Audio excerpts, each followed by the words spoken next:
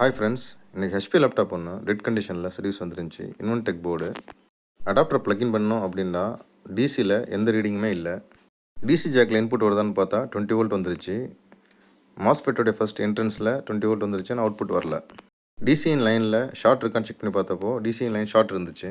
Physical அப்பியரன்ஸில் ஏதாவது component கண்டுபிடிக்க முடியுதா அப்படின்னு சொல்லிட்டு செக் பண்ணி பார்த்தப்போ இங்கே இருக்க ஒரு கேப் மேலே எனக்கு டவுட் வந்துச்சு.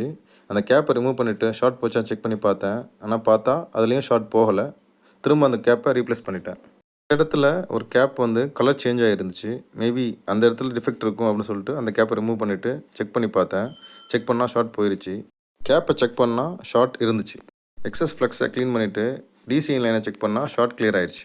போர்டை கொஞ்சம் கூல் பண்ணிவிட்டு டிசியை ப்ளக்இன் பண்ணால் டிசியின் எடுத்து போர்டு ஆன் ஆயிடுச்சு. டிஸ்பிளே அவுட்புட்டும் நமக்கு கிடச்சிருச்சு. இதே மாதிரி இன்ட்ரெஸ்டிங் வீடியோ பார்க்குறதுக்கு சேனலை சப்ஸ்கிரைப் பண்ணுங்கள். தேங்க்யூ.